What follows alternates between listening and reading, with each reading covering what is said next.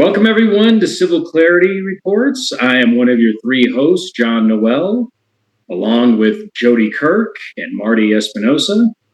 Today, we have Mr. George Anthony Keys with us, and I'm going to go ahead and turn it over to Jody to tell you a little bit more about George, and we'll go from there. Jody. Hello, my name's Jody Kirk, Civil Clarity Reports. I met George about 7 or 8 years ago. He came out and helped us set up the Albuquerque chapter of the Guardian Angels. A lot's happened since then, quite a bit, in fact. George is now in Florida, the way I understand it. Is that correct, George? Yes, yep, I'm in Florida. And he is currently an Uber driver. Is that correct? Yes, I do it full time. Very cool. He gets a lot of customers that come through, and is what this is kind of on is we all watch the news and we all hear some of the garbage that's going on out there. And Florida seems to be a hot spot. And I felt that we should do a report on some of what's going on in Florida and get the perspective of somebody who's lived there for several years. And basically has the ear to the people because he's picking these individuals up and taking them to wherever they're going, and he gets to hear what they're telling him.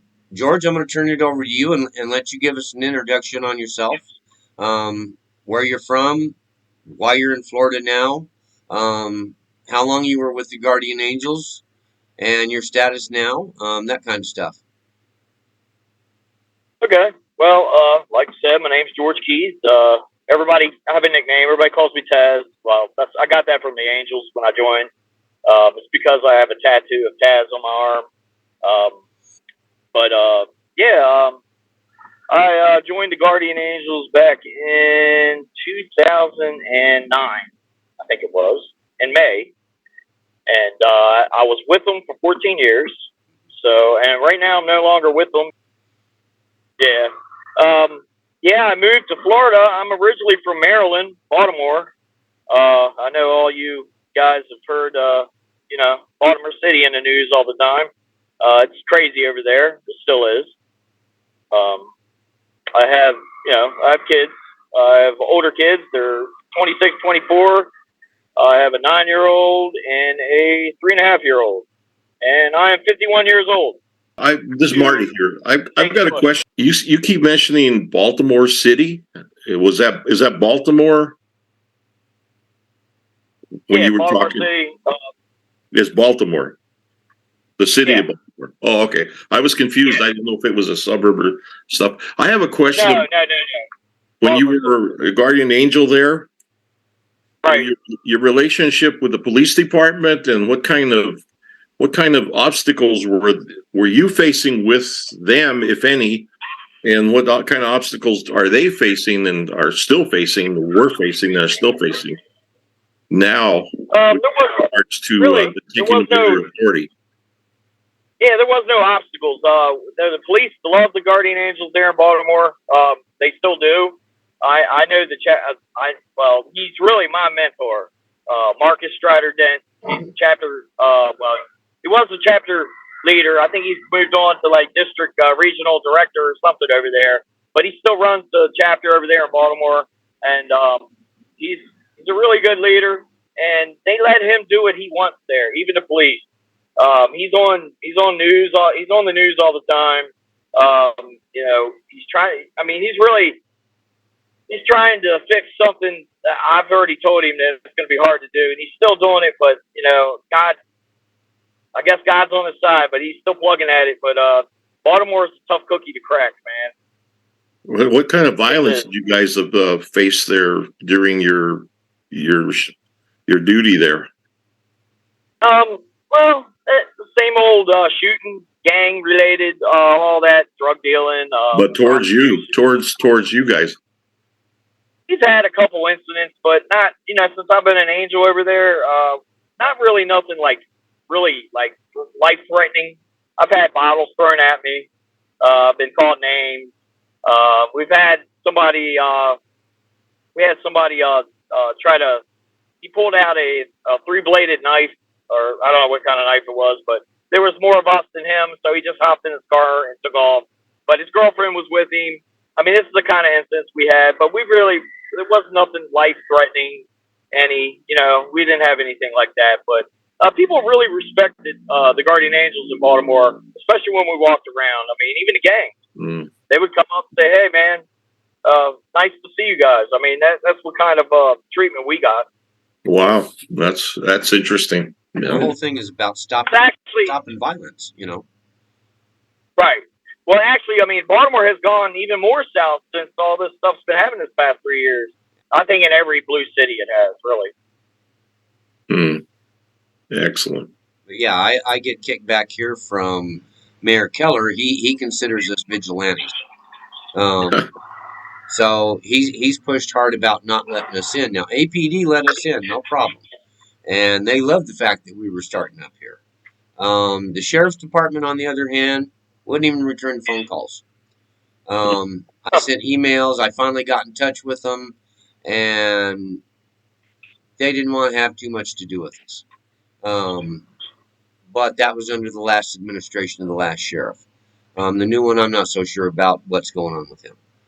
I would love to get the chapter going here again. The problem is right now we've got shootings, buku shootings. And they keep coming up. It's like every other day we got 2 people found dead or 1 person found dead on the street, or it's one of those things in the news every day. So the people I talk to, they would like to go out there and help a lot of these people who are mentally ill that are living on our streets and try to get them some help. But they're like, not with the violence the way it is. They're afraid. And I can't say I blame them, But like I said, we're also in the middle of what I define as enemy territory and right in the middle of a blue state. So Is there an Jody? Is there an Oklahoma City? I don't know if you know this, Marty, because you're there. But I don't think there's one here. No, there's not. No, I don't think so. What kind of liability issues do the Guardian Angels face? And do you have coverage, insurance coverage? How's that handled? They go. Heck no. It's a 501c. They don't have to. 501c. They do have an attorney. The insurance is covered under the state federal laws for 501cs because they do not make money and they do not bring in a profit. Basically, the state covers a bond. So it's a bond. Yeah. Okay. That way, if something does go down, then the bond kicks in, covers the cost of the lawsuit, and the state starts looking at shutting down whatever organization it was or pulling their nonprofit license from them. Mm-hmm. I checked into the 501cs here in Albuquerque when we started this. Is there one in Seattle? A chapter in Seattle? No, there's not, and that's one of the things I was going to bring up to that next interview. When we talked to the head of the union, there is going down and maybe getting with the Guardian Angels and getting something going there because they've got a big problem in Seattle. And they got some desperate measures going on down there. I've seen camera footage of what's going on their streets. It's horrible. It's horrible. Well, if we have city governments not supporting law enforcement, I'd be really surprised if they would be supportive of the Guardian Angels to have some presence as well. Well, see, here's where the difference between the police officers and the Guardian Angels lies. Is basically we don't care if they camp out over there at that building. Okay. Yep. We don't care if they're over there smoking cigarettes or smoking a doobie or whatever the case may be. Our whole purpose for being out there is to keep the guy who's across the street from coming over and trying to stab and rob them. Yep. But it still projects an image of security, right? Which is what I think the left really is not very pro. They're not only not pro law. They're not only not pro law enforcement, but they're actually pro criminal. Yeah, they are. Yeah. That's why it'd be tough to open a chapter in Seattle. The politics there are rough. Yeah, that's why we have so much catch and release, though. Yeah. Taz, I have another question. I keep coming up with it. Yeah, I keep thinking about stuff. you live in Clearwater. What's Right. the illegal alien problem like there in Clearwater? You have a problem with it? With what? Illegal aliens coming in. Oh, I've seen. I mean, I've seen some here, but I don't think it's a big problem here because I don't think DeSantis has been putting up with it too much. I mean, there might be a small little bit of it here, but other than that, I don't see a big problem here. Wow, that's interesting. Very interesting. Okay. Yeah, because I know when all that stuff was going on. I mean, it's still going on. The borders are wide open. Some people are still coming in here. So I don't know how many people are here from Mexico, but they're not just from Mexico. They're coming from everywhere. Yeah. China. But believe it or not, guys, I haven't seen any here in Norman. Really? I haven't seen any That's in Norman at all. On the news. It made the news the other day that our mayor in New York City has offered $100 a day for each illegal immigrant that you bring into your home and allow them to stay there. For every 24 hours, you get $100. Now that's $3,000. Wow. That's $3,000 a month per individual. And yeah, they've spent $40 million in the last month. Okay, that's a drop in the bucket for the them, radio right? commenter turns around and states on the radio. He says, you know, the Democrats are going to take advantage of that. They're going to be bringing these guys in just to make the money off of them. And my first thought was, okay, the Republicans and the conservatives that don't want them here should be taking advantage of that, because I'd be bringing them into my house 5 at a time. I'd wait until that 30 days was up, and then I'd tell them, okay, guys, we're going to go and visit your family members. Let's go down and get on this cruise ship, and the money I got from them would be paying to send their asses on a one-way trip back home. And that's how that would go. So, yeah, they should be taking advantage of that as much as possible. If we're going to use funding, let's use it for the right reasons.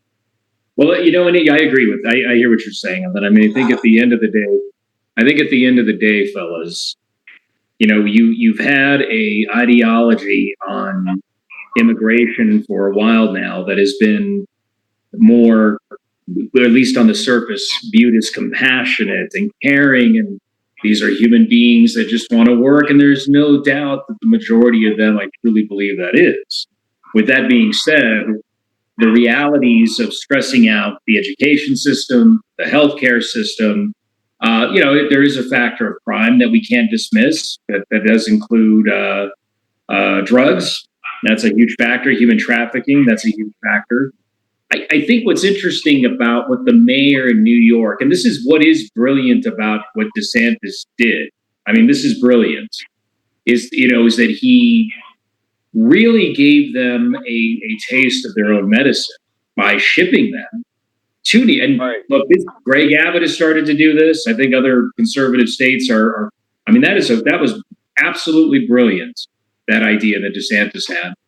And I think by what you've seen with these reactions from California, from New York, right, liberal states, blue states, is one admitting that, yeah, this is an issue. I mean, if people can't see right now that they're talking out of both sides of their mouth, acknowledging, I mean, look, you're going to pay $100 a day for every person. How can you clearly say there's no issue at the border? I mean, even, what I'm amazed by this is even somebody that agrees with an open border, how can they agree that, or how can they not admit that the administration isn't lying by saying there isn't an issue at the border? I mean, that's what's absolutely stunning about the whole thing, right? I mean, it's a lot of that if thinking is here, but when it comes knocking on their doorstep, it's dismissed. Oh, yeah. Well, I see it coming from the administration on almost all of that. That's like the jobs report. Okay, the jobs report comes out, and oh man, they're just kicking booty here. We've got the best job record in the history of presidents, man. And then you watch the news the following day, and it's talking about all these billionaire companies that are filing bankruptcy, and these hundreds and thousands of people for these big companies that are now being laid off. So it's like, okay, well, your job report isn't reflecting what reality says. And we get Yeah. that from the You administration guys, a lot. They you guys say see the this, but Kamala that's, Harris tweet? now, say again? You guys, the Kamala Harris tweet. Did you guys see the Kamala Harris tweet I don't think so. about jobs are the best? Jobs are the. If you look on her Twitter, she said jobs are the best in 2 years, better than the previous president had in 4 years. But yeah, I was like, yeah, all right. like I said, what they're Nope. reporting isn't what's actually going on. So, Smoking. Right. and then they wonder why we sit there and go, well, Trump's right. The press lies. I mean, you're Yeah. selling us this, but the actual reports that come out say that. Right now, they're pumping this garbage about the CDC's report states that firearms are the leading killer of individuals 19 to 3 years old. So they're saying all the childhood deaths, that's the leading cause of death. That's not true. If you follow the death reports, automotive accidents are the leading cause of deaths amongst juveniles. So where are you getting that from? Oh, well, they got that from this study that was done at a university by the social equity group. And it's like, what? So you can't trust them. You can't trust what they're pumping out there. No, they manipulate, they lie, the guns thing too doesn't take into account suicides.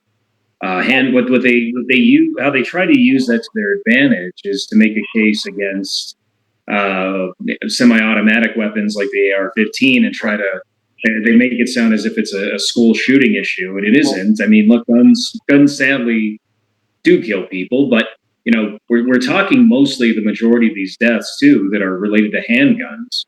They're not related to AR-15s. They're not related to any kind of high-powered weapon, and that's the manipulation. And yeah, no, I agree. But it is incredible that, and I do hope voters do see this. I have very little faith that they actually will, that they can see beyond their own biasness to see what really is true. Because, like I said, I truly believe if somebody comes out and says, I respect somebody that comes out and says, I'm for an open border. In fact, a lot of libertarians, this has always been the challenge with being a libertarian. The fact that on one end, they're very much pro free enterprise and you have a right to a business and freedom of speech, but on the other hand they're also very pro open border. They're very much pro immigration in that regard too, but at least there's some courage there to say this is what I'm for, rather than Mayor Adams and Newsom and all these morons that will basically come out and say there's no problem at the border, and then come out and say, hey, we'll give you $100 a day for everybody you take. Yeah. So, yeah. Well, New York's claiming they're doing the boo-hoo thing about how all these people are being sent to them, and it's just not fair. And it's like, well, you called yourself a sanctuary city. You turn around and told us to welcome them in. Well, there's not room to welcome them in down here along the border, so we got to send them somewhere. We can't just let them pile up here at the border. So you're going to have to invite some of them in, since how you're a sanctuary city, and give them some of all this aid that you keep talking about that you have for them. And now that we're doing that, now he's crying the blues because, well, they're overwhelmed. So is the rest of the United States with these individuals. I mean, you go to just about any major city, Denver's suffering it. Denver was tweaked off at DeSantis for sending some to him, and Texas. Sure. California right now is filing a lawsuit because one of them sent a plane load down to L.A. or something like that, San Francisco, some garbage like that. So there's a lawsuit being filed against them because these people didn't ask to go there. It's like, well, what are we supposed to do? But they don't have answers. Oh, there's no problem. There's no problem. Yeah, like I said, you can't trust the press anymore. They'll sit there and tell you one thing one day and then something else the next. Yeah. So it's like, okay, which side of this argument am I supposed to believe from press? And I watch all the news stations. I still watch them all. That's primarily so I can see what the enemy is up to, because they tell on themselves. They really do. Florida, what's going on with Disney down there, George? I don't know. Me personally, I wouldn't go to Disney. I've been to Disney one time, and I was 17 years old.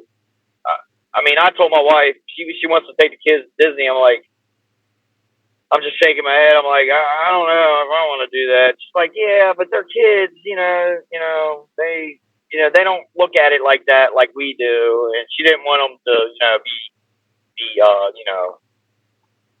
them not to have the opportunity to do it, because they're kids. And, I mean, I understand what she's saying, but, Disney's not good, man. If you probably take that onion and keep peeling, man, you're going to find more and more and more with Disney, how evil they are. I think so. Yep. Yeah. Well, see, Agreed. I always looked at Disney like this. For most people, if you got a 10-year-old and you're going to Disney, it's probably a good thing. But to a 3-year-old kid, Mickey Mouse is a giant rat. Okay, it scares them to death, and they're like, ah. Okay, so yeah, like I said, if you got 10 years old, it's probably a great thing. But for anything younger than that, I'd shy away from it until they're older. But yeah, I agree. Oh yeah, that's how I feel about it. Yep. I agree. Well, George, we want to thank you for joining us on this episode of Civil Clarity Reports. Hopefully we can talk to you again sometime soon, but thank you for sharing your perspective on what's going down in Florida. And yeah, great. Well, thank you, George. And we want to thank everybody. Yeah, no problem. We want to thank everybody for joining us on another episode of Civil Clarity Reports, and we hope to see you soon.